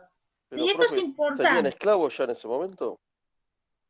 No, acá no sabemos si había esclavos o no. Después, en la antigüedad, en la época arcaica, sí hay esclavos. Pero Sí, igual porque eso es caían lo esclavos por interesante. deudas, me acuerdo. Claro, pero igual lo interesante, yo no sé si hasta qué punto es así o no, según los arqueólogos, los esclavos griegos eran esclavos que estaban bien comidos, o sea, que estaban bien nutridos, no hay un abuso o sea, sí, obviamente el esclavo está coartado de su libertad y dependía mucho, ¿no? Una cosa es ser esclavo por deuda a ser esclavo por guerra. Se diferenciaban bastante las funciones. Sobre todo para las mujeres, ¿no? Pero, o sea, era muy distinta la situación. Pero al margen de eso, según los historiadores, entre los griegos no existía la costumbre del abuso físico. Cuando me refiero al abuso físico es el maltrato. Sí existían violaciones, eso sí existían, pero no era, ¿cómo decirlo? No era socialmente admitido. No era como que, bueno, me voy a violar un esclavo porque está todo bárbaro. Era inclusive, digamos, entre los griegos bastante reprochable quien hiciera eso. Digamos, era algo escandaloso dentro de la cultura griega, la violación. ¿Sí? O sea, existía, pero no era algo que socialmente se veía bien. ¿Sí? Como que estaba normalizado, eso no. Distinto eran las mujeres, vuelvo a repetir, como botín de guerra, ahí ya es diferente. Pero igual, ahí lo interesante es como describe la Ilíada, ¿no? La costumbre de los griegos era que, bueno, un guerrero, digamos, agarraba a una mujer, dos, depende de las que le correspondieran por nivel de rango, pero no era una cuestión de que, bueno, a ver, hagamos una orgía y compartimos las mujeres, la cuestión. O sea, era una cosa como muy ordenada, ¿no? Quiero aclarar porque es muy diferente a la concepción de los abusos por guerra que existen después, posteriormente, o en otras culturas. ¿Sí? Con esto no lo estoy justificando, no me malinterpreten, pero sí es interesante para Igual, entender profe, la mentalidad griega. Sí, tenemos que José. entender que el esclavo no era una persona para ellos. Era una herramienta parlante, ¿no es cierto? Entonces, No, cuando por ahí no hoy te lo crees. queremos establecer con los valores de hoy, es totalmente distinta la mirada. Bueno, ojo, José. Para los que no eran griegos, sí, el esclavo puede no ser persona, pero ojo que para el griego, el esclavo es una persona, porque el esclavo siempre tiene la posibilidad de ser un liberto. Los griegos Claro. tenían la costumbre digamos, y más en algunas ciudades estaba legislado que a los 10 o 15 años de esclavitud te tenían que dar la libertad. Porque ya O sea, estaba amortizado, decían, ya tenía resistencia. exacto. A ver, con esto no estoy defendiendo la esclavitud, no me malinterpreten, pero estoy No, hablando de que es la el esclavo concepción del nunca fue la momento. condición de persona. ¿Cómo, José? Es la concepción del momento. Exacto. No pierde, entre el griego no pierde la concepción de persona. De hecho, se censura mucho al que castiga físicamente al esclavo. Entre los griegos. Los romanos no, los romanos fueron un desastre. Fueron realmente una cultura muy sádica la romana, digamos. Digamos, cuando se estudia, digamos, algunas bestialidades o algunas cosas que hicieron los romanos realmente eran sádicos. No estoy diciendo que todos los romanos eran sádicos. Pero en sí, digamos, una persona podría perfectamente ser una sádica total, descargar su sadismo con los esclavos y no tener ningún problema legal. Entre los romanos. Entre los griegos no. Entre los griegos era diferente. Porque entre los griegos tus mismos pares te entraban a censurar. O sea, realmente cambiaba. No era considerado, por ejemplo, ya en época de democracia, por ejemplo, alguien que maltratara a sus esclavos no era considerado un buen candidato político. O sea, porque entonces significaba que no sabía mandar. Porque si tenía que usar, digamos, el golpe para mandar, era porque no sabía mandar. O sea, ven cómo es la concepción. Inclusive una cuestión interesante, que es lo que dije hace un rato, es que según los registros arqueológicos, no sé, por ahí alguna cosa aparece algo que lo modifica. Los esclavos griegos estaban bien alimentados. No hay desnutrición entre los esclavos griegos. Cosa que sí había, por ejemplo, en los esclavos egipcios, en los esclavos chinos, o en los esclavos romanos, sí hubo desnutrición. En algún tipo de esclavo romano, porque el esclavo romano doméstico generalmente no, tenía algunos beneficios. Bueno, depende del loco que te tocara de turno en la casa, ¿no? Porque había cada uno. Pero el griego no, el griego tenía buena alimentación. No sé por qué me fui por el lado de los esclavos. A ver, me estoy tratando de retomar. ¿En dónde agarré esa tangente que me fui? Estaba con los círculos. Ah, con lo de las casas. Estaba con el tema de las casas. Que inclusive las casas más humildes tienen enterramientos, que yo se los había contado la clase pasada, o la última clase, que se hacían dentro de las casas. ¿Sí? Generalmente los ancianos, les había dicho, se encuentran ubicados, digamos, en los dinteles de las puertas, ¿sí? Que se consideraba que se ubicaban ahí, digamos, como una señal de protección, y los niños se encontraban debajo del fuego. O sea, debajo del lugar donde estaba, digamos, organizado o donde se encendía el fuego. Ahí con respecto a los niños hay como una disquisición entre los autores, yo no la voy a resolver, aclaro, sean niños que se producían, digamos, digamos que había que sacrificar un niño y enterrarlo ahí, o era algún niño que fallecía y se tenía que y el lugar, digamos, el lugar para el enterramiento del niño era ese. Sí hay pruebas de que muchos de los niños, pero digo muchos, no todos, muchos de los niños que estaban enterrados en los fuegos, o sea, en los lugares de los hogares, eran muertes naturales, porque no hay elementos de violencia, digamos, en los huesitos hallados. Y no todas las casas tenían, digamos, enterrado un niño en el lugar del hogar. Pero bueno, también hay que pensar que no sabemos cómo era la religión, por más que haya algún tipo de concepción del más allá, un tipo de concepción que se considera que debería ser la del tipo, la que se denomina manes, y esto yo lo había comenzado, lo había mencionado la vez pasada, que la concepción religiosa de los manes es la que presupone que mis antepasados me protegen.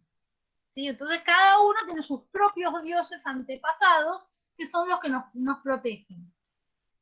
Según teorías, digamos, bastante antiguas o arcaicas de la historia, se cree que hubo como un paso, o sea, en la prehistoria habría habido una religión de tipo Manes, de esta que les digo, bueno, mis antepasados me protegen, los antepasados de José lo protegen a José, y así sucesivamente.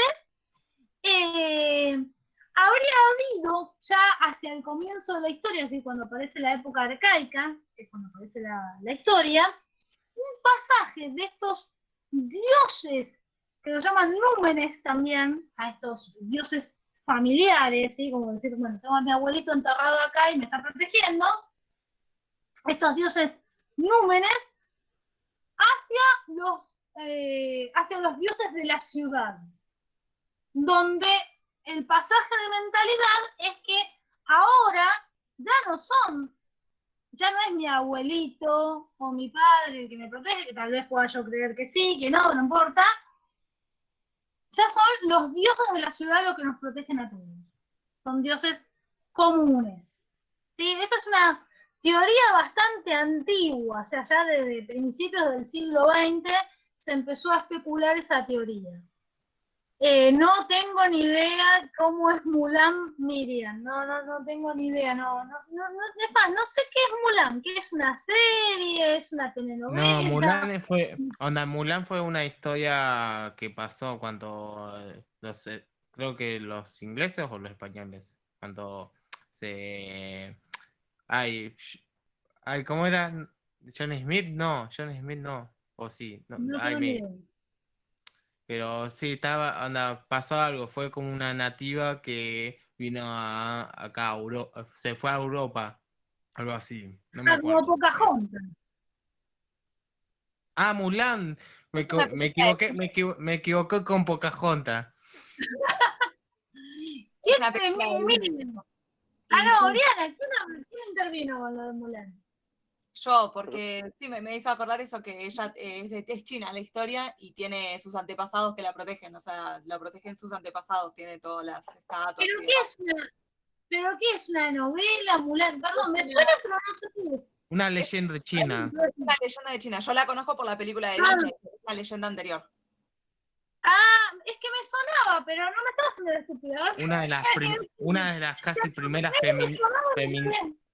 una de las primeras feministas. Un libro. Sí, de acuerdo a la leyenda. Está bien, no estoy al tanto. Claro, bueno, vendría a ser algo así. Bien. Entonces, ¿habría algún tipo de concepción en el más allá demostrado en esto? Yo no recuerdo ahora que haya algún otro dato importante a señalar respecto a lo que Bernard sostiene de esta sociedad micénica. No sé si alguno se acuerda de algún otro dato, lo comentamos. Si no, pasamos ya a la edad oscura, si ya la clase que viene podemos arrancar con la época arcaica. No sé si alguien quiere hacer algún comentario sobre la sociedad micénica. Sí, profe, lo que pasa es que ahí con el tema de la religión, lo que está haciendo está asentando los valores de esta vida sedentaria. Porque recordemos que nosotros empezamos en toda esa línea de tiempo, allá por el 2900 antes de Cristo, de ese pasaje neolítico de cazadores y recolectores, donde ante a los dioses, ¿qué se le podía pedir? Tener una buena casa, tener una buena recolección. Al pasar una vida sedentaria, esos dioses perecen, ¿no es cierto? Porque ya no se le puede pedir nada, hay que pedir nuevos valores. Entonces son las nuevas concepciones de una nueva cultura. A veces uno lo lee y por ahí pasa desapercibido, pero en realidad lo que están marcando son esos cambios. Es verdad, cambia la visión, es verdad. Igual también muchos interpretan que estos dioses de la ciudad o los dioses de la cívita, le dicen, están vinculados a querer formar esta idea de unión nacional. ¿No? Es interesante. Se me ocurre hacer un chiste, ¿eh? Hoy en día, digamos, esos dioses, digamos, de la ciudad es el campeonato de fútbol mundial. Ahí todo el mundo se acuerda que es argentino. Después se olvida. Es una broma. Por regreso. El fútbol empezó con ese espíritu acá. Y es que de alguna manera sí, porque de alguna manera, digamos, simbólicamente las competencias deportivas tienen o sea, a nivel simbólico, mediático, masivo, tienen esa función, ¿sí? Es decir, que aunan Acá al en pueblo. nuestro país, antes de 1910, se establecen 3 equipos de fútbol. Y la idea era poder que una persona en Santiago del Estero, esto con la mano de la radiodifusión, o sea, acá la radio empezó en 1920, ¿qué es lo que se logra? Que alguien de Santiago del Estero y de Capital Federal tengan el mismo sentimiento de unidad nacional. A esto se le agregó después el rally, donde se le daba con la radio una descripción del país, pero Tengo tenía una, ese espíritu.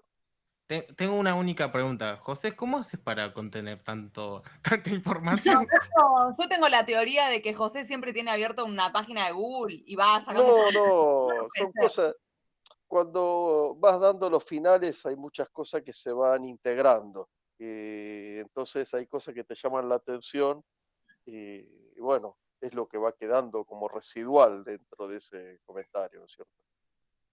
Sí, incluso aporto a lo que vos estás diciendo, qué interesante, porque claro, es realmente así. Inclusive el fútbol sirvió como integrador cuando después, digamos, vinieron, digamos, las inmigraciones, los portos de las inmigraciones italianas, españolas, también fueron, digamos, un elemento de nacionalización del extranjero. El extranjero, digamos, se empieza a reconocer como argentino a través, bueno, Sí, de la identificación con un partido de fútbol, con un todo equipo de ese fútbol. proceso empieza con la generación del 80, 1880, que es la ley de educación, luego la ley Richeri, que era la servicio militar, por eso los chicos van al colegio y, vamos a decir, se forman, toman distancia, cantan el himno y los padres los acompañan, todavía siguen repitiendo ese espíritu de poderse nacionalizar dentro de este país y que se olviden ellos de su propia cultura, y empiezan todos estos procesos de separarse de la iglesia, y el fútbol le roba un día en la semana a la iglesia, que también es el domingo, empieza a competir,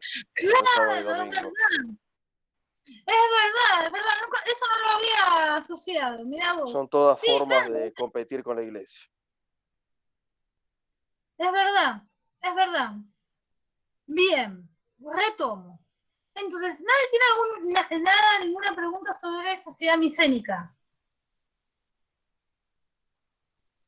Que todo Hable es una... ahora que, onda, o pase con la próxima edición. Sí, te escucho, Adrián. onda, que me di cuenta de que, bueno, como dice Finn y como vemos toda esa prehistoria, esto como más o menos, además de la evidencia arqueológica, pero es casi toda una hipótesis. No vamos a llegar no vamos a llegar a una verdad absoluta hasta que No. hagamos una máquina de tiempo y viajemos ahí. No, sí, no, es imposible, es imposible. Es imposible, por eso a mí me enferma, lo digo bien, porque que tal vez a nivel mediático se armen documentales donde, bueno, vos estás pensando en que no todo el mundo tenga una formación universitaria, terciaria, y que entonces necesiten algún tipo de seguridad, de certeza, porque si le das pura conjetura, digamos, como que, bueno, no le queda nada a la persona. Bueno, lo entiendo, pero no lo entiendo cuando a nivel académico se da como una certeza, cosas que no tienen ninguna certeza, o sea, que no la hay, o sea, me parece una estafa al mismo espíritu, digamos, académico. O sea, me refiero al mismo espíritu académico, al mismo espíritu de estudio. O sea, porque a veces la palabra academia también se utiliza como un sinónimo de dogmático, ¿no? O sea, eso es lo académico como que es la bajada de la verdad, ¿no? Sí, No estoy hablando en ese sentido. la única verdad, la única verdad entre paréntesis histórica es cuando ya recién nace la escritura y la escritura se piensa conservar. Claro, exactamente. Que igual siempre tenés que tener en cuenta que los pueblos también te cuentan la versión que Sí, ellos quieren. eso O mismo. como si la canción, o como dice la canción, la historia, no me acuerdo de quién es la canción, pero que dice la historia la escriben los que ganan, eso es tal cual también, ¿no? O sea, La historia que te llega es la que contaron los ganadores, la voz que quedó porque Y la la que otra se la destruyen. conservó, y la que se conservó, Claro. porque hay muchas que se quemaron. Claro, exactamente. Entonces, bueno, hay que tener en cuenta todo eso, pero bueno, ahí por lo menos tenemos algún tipo de acceso a algo que ese pueblo dice de sí mismo. De la otra forma, son conjeturas. Bueno, vamos a comenzar con la edad de hierro, que es la edad de hierro, que es la edad oscura. En el 1200 antes de Cristo, es decir, esta edad de bronce, con estas características que hablamos de sociedad micénica, y para Creta se denomina sociedad minoica, para Creta y las islas, y toda la parte asiática, ¿no? Porque parte del territorio griego antiguo ocupaba la parte que es actualmente de Turquía, de Dubái, de Siria, era territorio griego. Parte de ese territorio era griego. Profe, Entonces, ¿qué año dijo? desde el 2300, que lo que estuvimos hablando ahora, desde el 2300 al... O sea, que esto que estuve diciendo yo recién eran las características de la cultura micénica o minoica y que va desde el 2300 antes de Cristo al 1200 antes de Cristo. ¿Sí? Ojo, puede haber diferencias de interpretaciones de que si arrancó en 2600, 2200, pero bueno, en líneas generales es eso. Porque yo no, la verdad, ya a ese nivel de detalle no me interesa, no porque no, a ver, ¿cómo decirlo? No porque no me parezca importante el detalle, sino porque como no hay certeza, es como que, bueno, es como ponerse quisquilloso con algo que no tiene mucho sentido. Tenemos que saber que lo que sí se sabe de seguro que va desde los 1300 al 1200. Se arrancó un poco antes o un poco después, bueno, ahí no lo sabemos, pero más o menos hay un milenio que se da esta sociedad. Y también hay que tener en cuenta, claro, que la sociedad minoica es diferente de la cretense, ¿no? O de las islas, es diferente a la micénica, sin embargo, que a nosotros, porque no es nuestro objetivo hacer historia y demás, bueno, nos quedamos con la micénica, que hay un poco más de detalles que la minoica, o al menos al momento que yo estudié, había más material escrito que de la minoica, o más material difundido, ¿no? Que de la minoica, ¿no? Entonces nos quedamos con eso. Hay diferencias, pero al menos a lo que es nuestra intención no son diferencias importantes. Si a alguno le interesa ya meterse más en lo histórico, bueno, ya es otro tema. Esta sociedad se termina en el 1200 antes de Cristo. No se sabe bien por qué se termina. ¿Qué es lo que se dice? ¿Cuál es la especulación general? Bueno, la especulación general antigua es que hubo la famosa invasión. Ahí uno pregunta si están grabando la clase. La famosa invasión de los dorios. Que ya comenté la clase, porque como vamos venimos en la clase, ya comenté la vez pasada que estos dorios no sabemos quiénes son. Simplemente fue un nombre ahí que se puso para atribuirle una identidad a ese pueblo desconocido que en algún momento, o sea, que en el 1200 arrasó esa cultura que existía, esa cultura, digamos, de esa sociedad de bronce, la arrasó y realmente la destruyó, modificó completamente todo, que ahora vamos a hablar de eso, que modificó. No sabemos si eran los dorios, ¿no? Realmente no lo sabemos.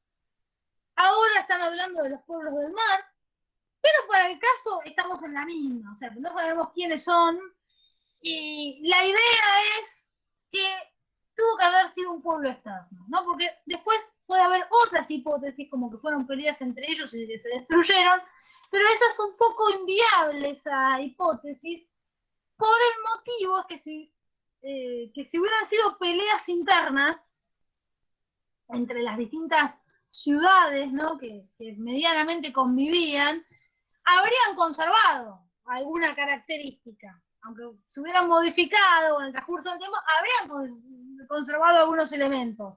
Y no, acá desaparece todo. Que ahora vamos a ver qué es lo que desaparece y toda esa cuestión, ¿no?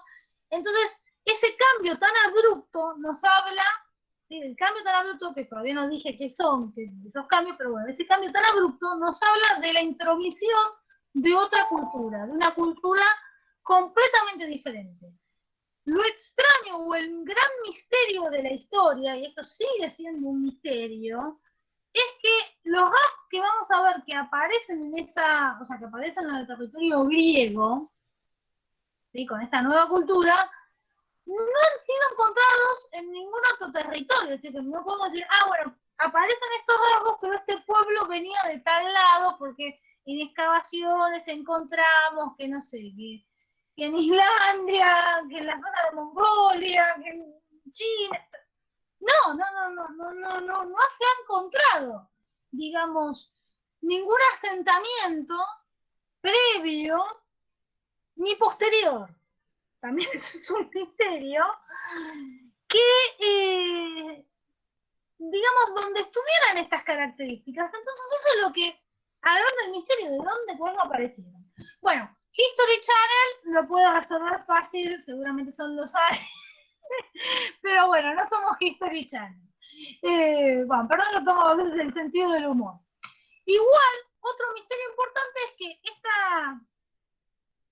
este pueblo, o esta otra cultura, que va a dominar a la cultura que estuvimos conociendo, ¿sí? A la cultura micénica y minoica, desaparece en el 900 a.C.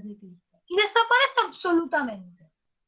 Está bien que tal vez no pudiera ser tanto misterio porque dice, bueno, los aniquilaron y chao. Pero no se encontró absolutamente, o sea, nada, o sea, no se, o sea, no se sabe si siquiera realmente hubo algún enfrentamiento o no. Vamos paso O se por pudo, paso. se pudo unificar con otra cultura también. O lo que Se pudo haber también, unificado con otra onda, cultura. también lo que pasó con Atlantis, que hace no sé cuántos años la encontraron, que era una isla que por el mismo, ¿cómo se llama? Por el mismo volcán se hundió. Y Sí, también era como una cultura desconocida, pero por un hace poco tsunami se hundió. descubrieron. ¿Cómo? Por un tsunami se hundió. Que fue por un tsunami que se hundió. Sí, sí. Pero para mí es como que capaz desaparecieron por un evento del clima o se pudo unificar. Es viable. O es viable que también se hayan unificado, ¿no? Que hayan sido integrados. También es viable. Existió durante mucho tiempo la especulación de que los que quedaron se integraron en la parte de Esparta. Pero no hay mucho detalle, ¿no? Incluso en la época antigua no hay mucho detalle, ¿no? Pero bueno, eso se lo dejamos a los historiadores, a que traten de resolver esa cuestión. La cuestión es la siguiente, que aparece una nueva cultura que arrasa con la cultura completamente. Y cuando digo que arrasa, es que directamente la desplaza, o sea, porque generalmente cuando hay una cultura que coloniza otra cultura, se genera una convivencia de técnicas, supónganse de agricultura, de técnicas de alfarería, de técnicas de arquitectura, es decir, se produce un mestizaje, ¿sí? Donde, bueno, tal vez la cultura dominante claramente muestre su dominancia, pero no se puede llegar a eliminar completamente la cultura, digamos, dominada. Siempre la cultura dominada de alguna manera aparece en algo. Acá nada, desaparecieron los micénicos y los minoicos. Las formas, la técnica de alfarería de los micénicos y los minoicos desapareció, las representaciones pictóricas desaparecieron.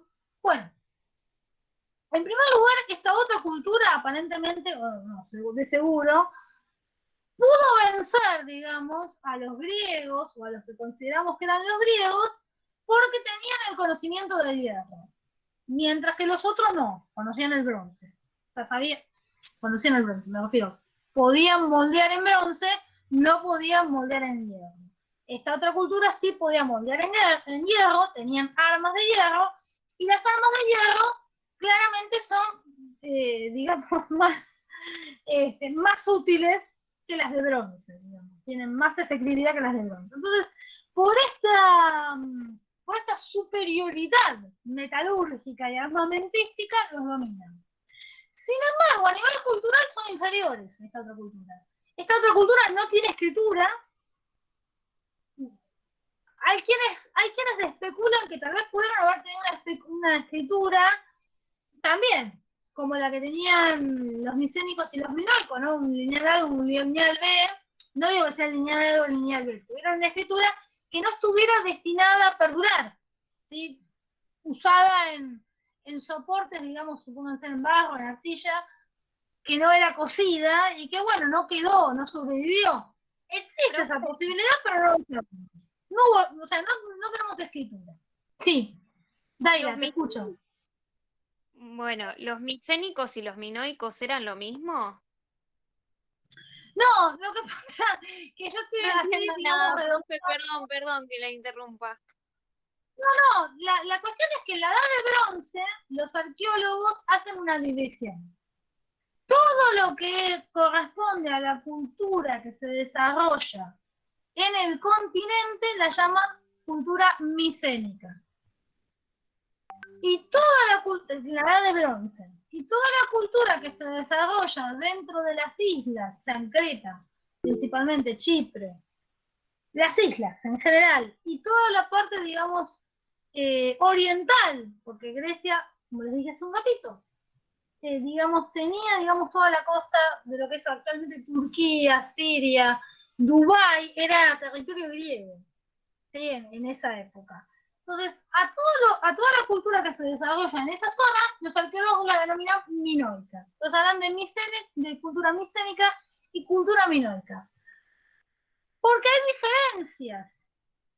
Sin embargo, tanto a la cultura micénica como a la minoica, que, a ver, son diferencias que le sirven a los arqueólogos, no a nosotros.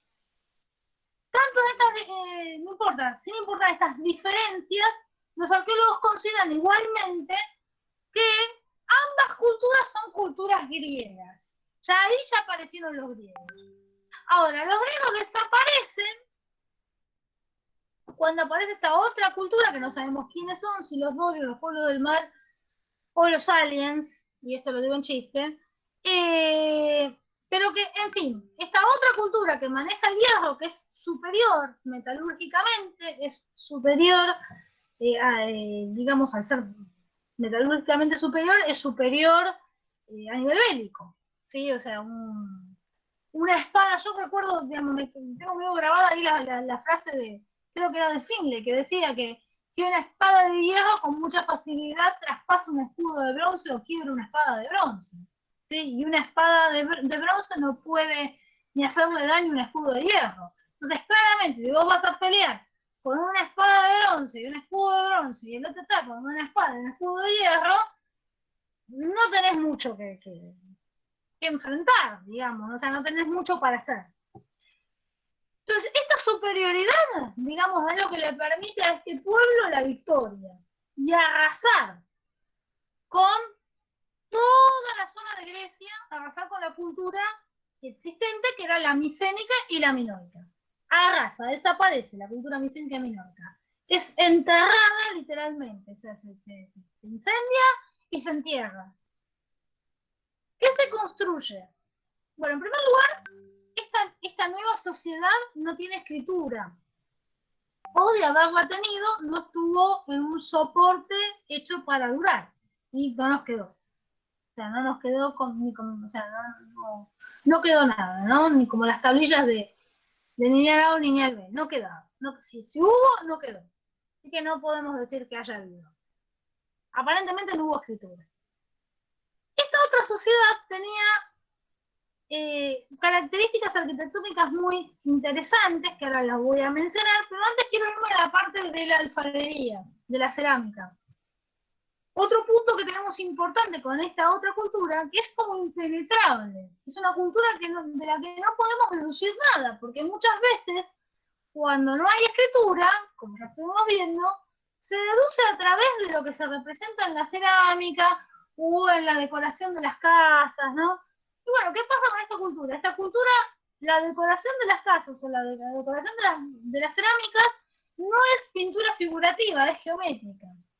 Entonces tenemos, supónganse, dibujitos de espirales, dibujitos no sé, de triangulitos. O sea, entonces, ¿qué sabes de cómo era la vida, o al menos de cómo se representaba en la vida ese pueblo, si cuando te tiene que decorar algo te hace espirales, te hace triangulitos, te hace palitos, o sea,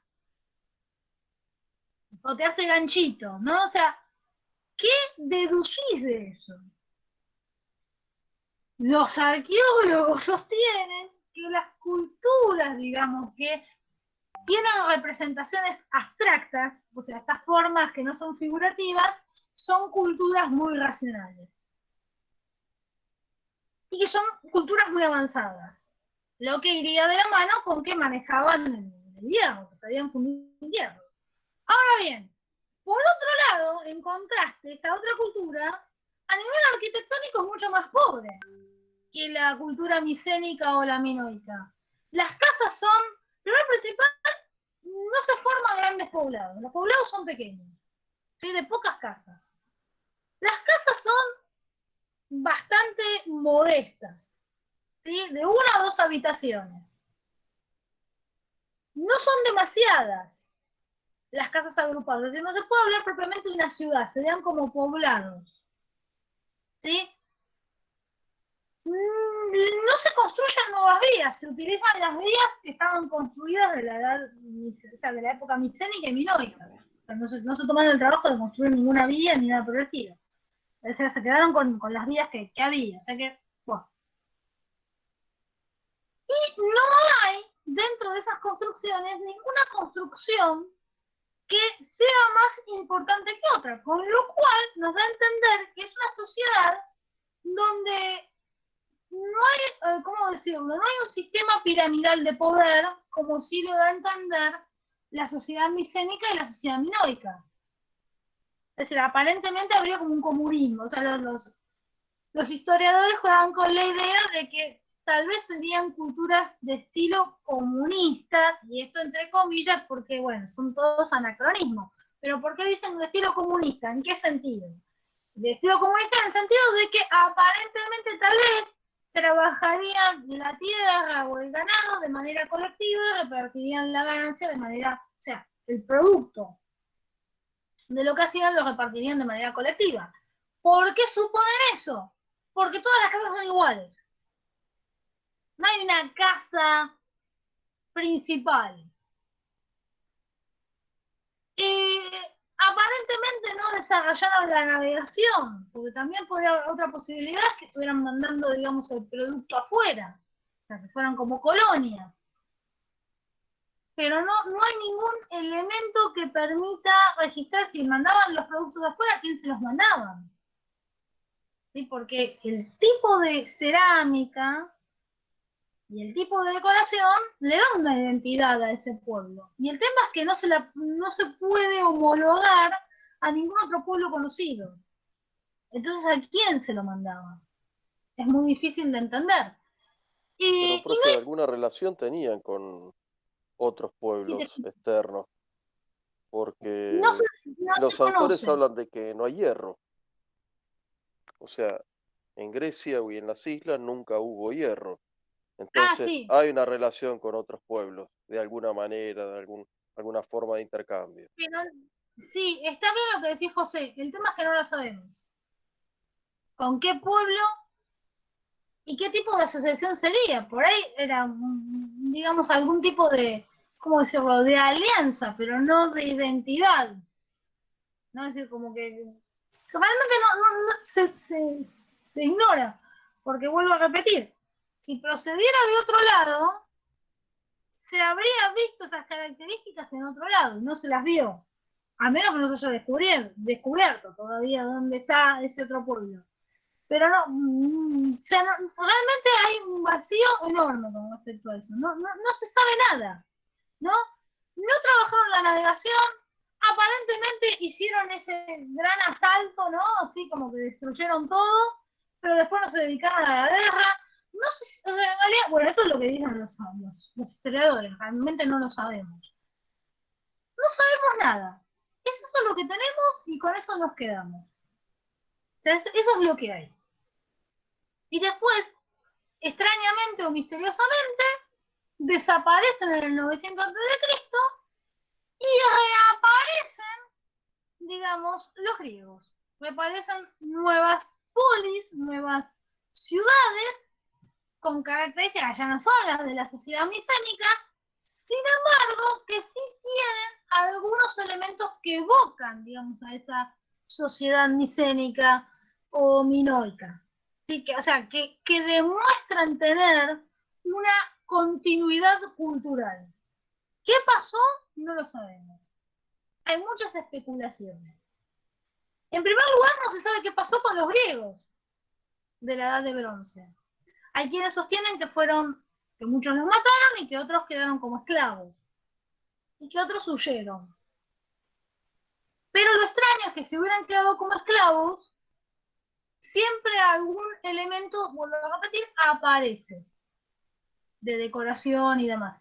Y además también lo extraño es que es una sociedad muy austera como para haber tenido esclavos. Generalmente las sociedades, digamos que tienen esclavos, tienen algún tipo de riqueza, ¿no? Porque como tienen una mano de obra gratuita, les permite, digamos, tener un cierto confort que esta sociedad no lo tenía en absoluta, ¿no? Es más, la descripción de las casas y demás es o sea, no tienen comparación, digamos, no son casas sin confort en comparación de las que había en la época micénica para las personas, digamos, vamos a decirlo así, de clase media, ¿no? De clase, digamos, popular, ¿no? O sea, no tienen ningún confort, además, son digamos, mucho más frías, áridas, o sea, la construcción es más endeble, es peor.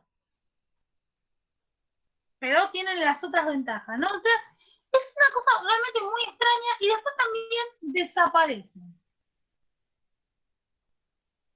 ¿Qué pasó? No se sabe. Entonces, otra especulación es que algunos griegos sobrevivieron y que fueron a vivir a la parte de Fenicia, digamos, que fueron asilados por los fenicios. Una de las hipótesis puede ser que lo aducieron los marcianos. Claro, Como que desaparecieron de la nada. No, es que da para History Channel, sí. Realmente para History Channel da perfecto. Pero dentro de las hipótesis cabales, que al margen de que no sabemos qué pasó con este pueblo que invadió, es que los griegos que sobrevivieron o que huyeron estuvieron asilados con los fenicios. Porque si no he entendido mal, los fenicios tenían a veces por costumbre, a cambio de, digamos, que les pagaran un dinero como una renta, bueno, alquilar territorio, digamos, algún territorio que no usaban se lo alquilaban a algún pueblo en desgracia, y bueno, y mantenían ahí una relación contractual. Aparentemente habría habido un contacto de estos griegos sobrevivientes o de los griegos que repoblaron Grecia con los fenicios, porque en el 900, cuando aparecen, digamos ya el pueblo griego, y ya aparece la historia, aparece la escritura, que si bien es una escritura griega, los caracteres de esa escritura son caracteres fenicios, o sea, las letras son fenicias, no es el idioma fenicio, es el idioma griego, pero las letras son fenicias, entonces ahí eso es un detalle clave para decir que ahí hubo contacto con Fenicia, o con los fenicios, y que algún tipo de relación en esos 3 siglos, que no sabemos qué pasó con esos griegos, algún tipo de relación con los fenicios hubo, aunque no sepamos exactamente cuál, ni qué, ni cómo, ¿no? Eso es lo que se sabe, digamos, a ciencia cierta, más o menos, ¿no? Sí, ¿quién? Pues José iba a decir algo. No, profe, no, para nada.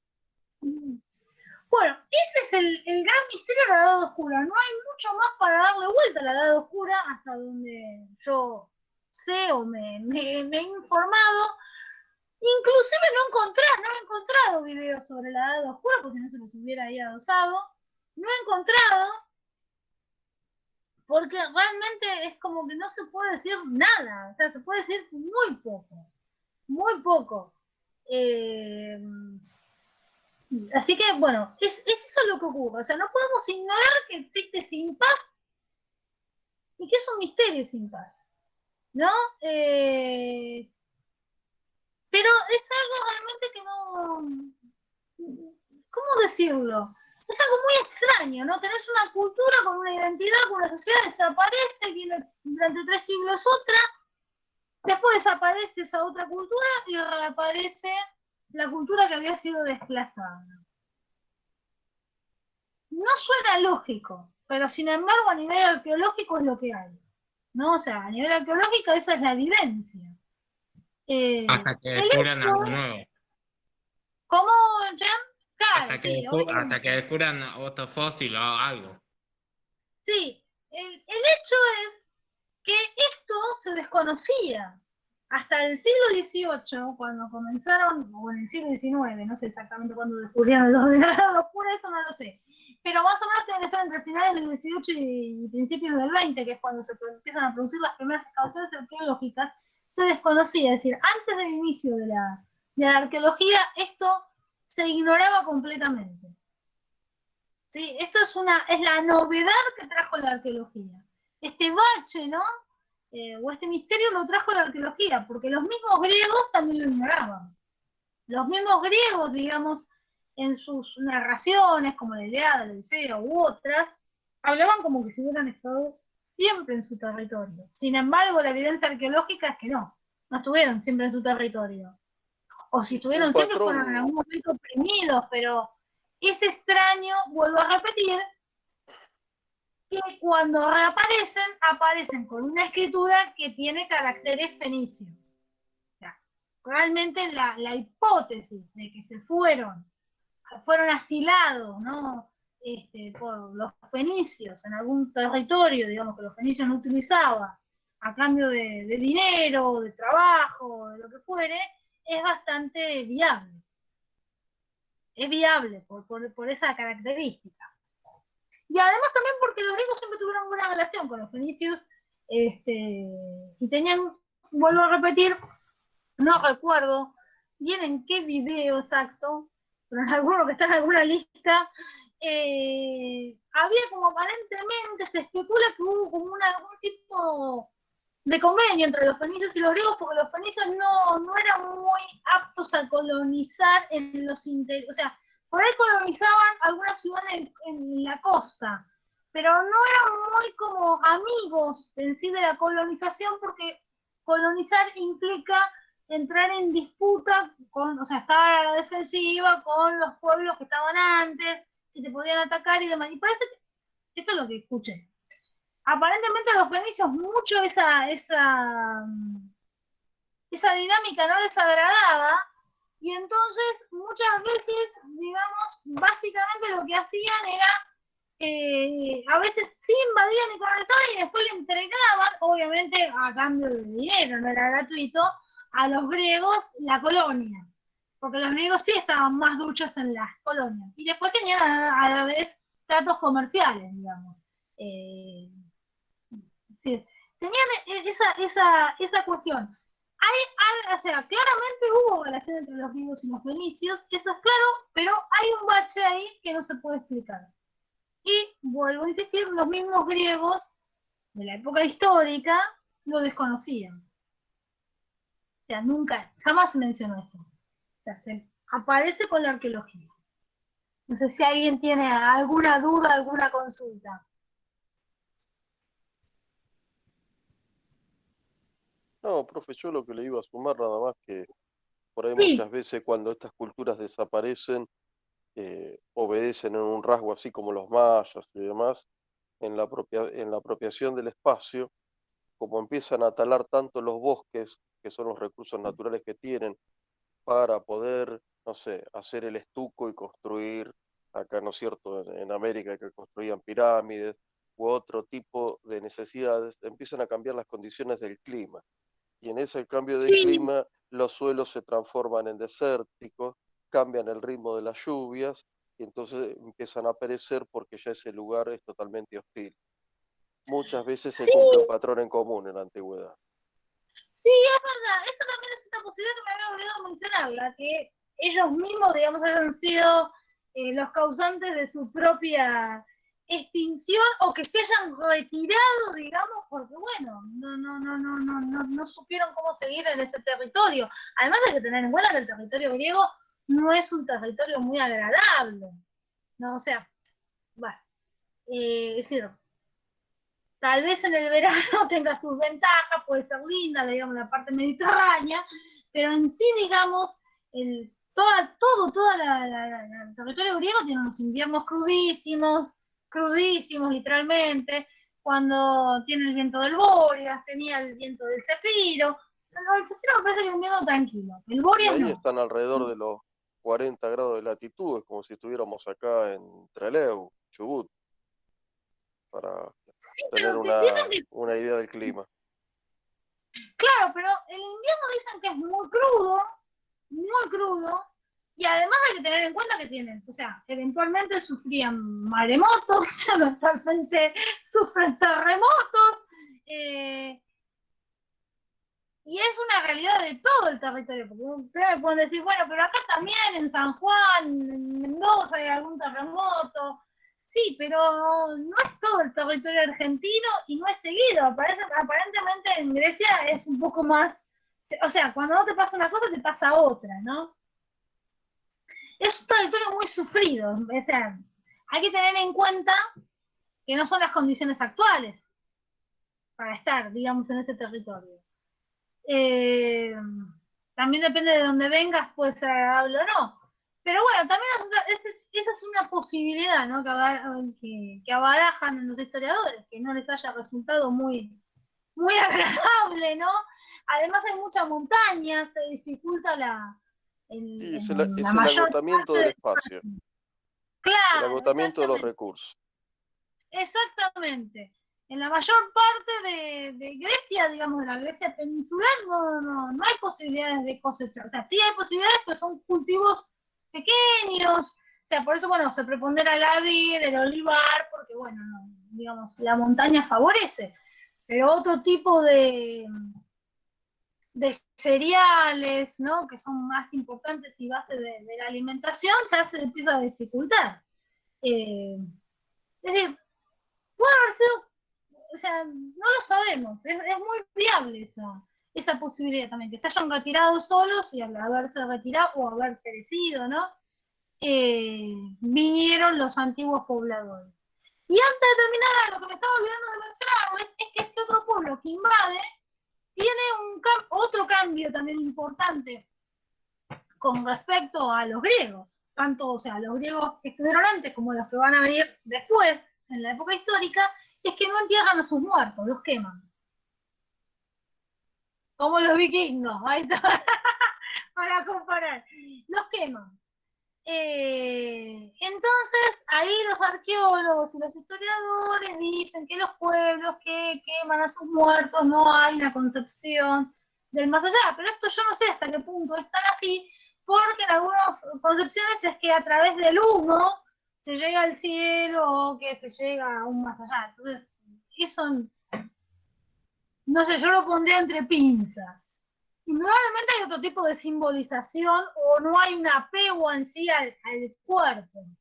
O sea, hay un contraste, ¿no?, cultural en cuanto a eso, ¿no? Los otros tenían tumbas para la gente importante, tenían esas tumbas recontra ornamentadas, ¿no?, con un ajuar fúnebre tremendo, y para los muertos, digamos, de poca monta, que eran los familiares, los tenías ahí cerca tuyo en la casa, a esto que directamente, listo, no queda nada, ¿no?, que lo prenden fuego. Indudablemente hay una distinción distinta con respecto al apego respecto al cuerpo, más allá de si había alguna dimensión de trascendencia o no.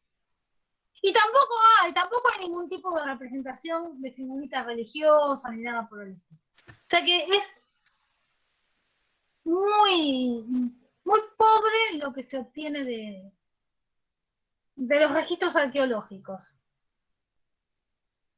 A ver, de mirar que escribieron en el chat, perdón, porque a veces me pongo a hablar y no me... Ay, no, ahí estaban hablando del hambre.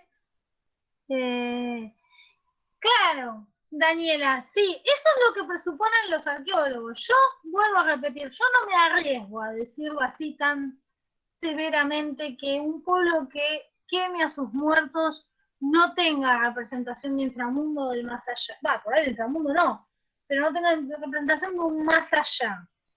Porque vuelvo a repetir, si yo no me equivoco, los vikingos tienen una representación del más allá y sin embargo queman a los muertos porque creen que a través del humo llegaban, creo que no me acuerdo, como que le llamaban a ese paraíso de los vikingos. O sea, El Valhalla. el Valhalla. Gracias, no quería decir cualquier cosa, entonces prefiero no decirlo. Valhalla, sí. Igual habla mucho, por lo menos en la Ilíada, habla mucho también de las monedas para el banquero, y por eso me quedó como, hay como una mirada, ¿no? De que para llegar al inframundo, para llegar al Hades. Claro, pero ya lo del inframundo o el Hades, ya estamos ahí, o sea, sabemos, vamos a decir entre comillas, sabemos que querían en el inframundo o en el Hades, ya en la época histórica, o sea, ya a partir de la Ilíada. O sea, a partir del siglo IX, VIII, después de Cristo, y cuando estos griegos recuperan el territorio. Antes no lo sabemos, o sea, los griegos de la época micénica no lo sabemos. No se sabe. Dicen que se han encontrado, un detalle me había olvidado de la época micénica, que se habían encontrado algunas estatuillas que representan la fertilidad, que usualmente las llamaron las diosas serpientes, porque a veces tienen cola de serpiente o cola de pez, o cabellos de serpiente como la medusa, que se suponen que eran estatuillas o diosas vinculadas a la fertilidad. Creo que hoy en día hay un replanteo de ese tema, exactamente en qué está el estado de la cuestión, digamos, a nivel arqueológico, no lo sé, pero el hecho es que no tenemos en sí representaciones de dioses. Aparentemente usaban los micénicos, perdonen que volví para atrás porque me acordé que había algo que no había mencionado. Usaban, digamos, como templos naturales, ¿sí? O sea, había lugares naturales que eran utilizados para celebrar a sus dioses, que no sabemos de qué orden eran, si serían orden de la cosecha, de la fertilidad, no lo sabemos. Suponemos que eran o sea, se supone que eran de esas cuestiones tan típicas, digamos, de los pueblos de la antigüedad, pero no se sabe. No tenemos ningún tipo de información sobre la religión de los antiguos. Bueno, mejor dicho, los antiguos no, perdón, la religión de la prehistoria, ahí me expresé más correctamente. De los antiguos sí, tenemos toda la mitología griega, que si bien no es que la tengamos toda clara, bueno, realmente hay mucha abundancia y bueno, si permite hacerse una idea bastante cabal del tema. Bueno, gente, ¿alguno tiene alguna duda, alguna consulta? No quiero superponerme a la otra clase tampoco.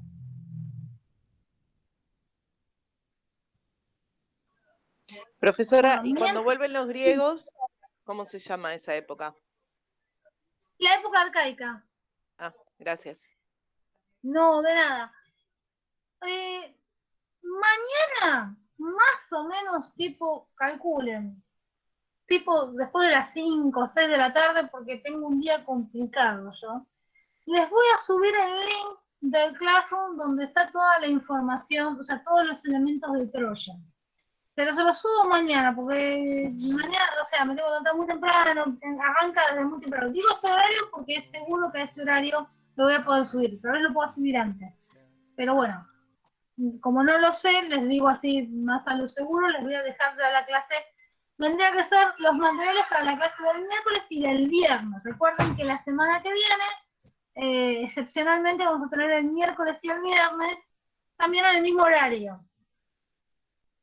Sí, por la cuestión de que no les di la última clase, la anterior. Bueno, profe, gracias. Buenas noches. Y disculpen, me olvidé de decirles que esa clase va a ser sobre el tema de Homero y de Troya. básicamente.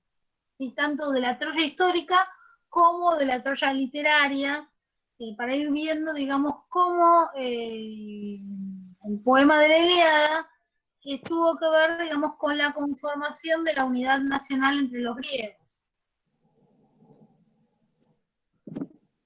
Profe, una pregunta. Sí, Ezequiel. ¿Lectura para la clase que viene? Además Va de... a estar incluido en el link. Ese es un texto que se llama Mundo Médico y lo voy a incluir en ese link. Perdonen que no lo tengo hoy dispuesto, pero ya mañana, vuelvo a repetir, tipo 5 o 6 de la tarde con seguridad va a estar subido. Gracias. Gracias, profe. No, de nada. Bueno, gente, si nadie tiene ninguna duda, los dejo así pueden ir a su otra clase. Listo, profe, nos vemos, gracias. Muy amable. Chao, chicos, nos Hasta vemos el luego. miércoles. Chao, chao. Un beso, hasta Profe, luego. nos vemos. Chao, profe. Chao, gente.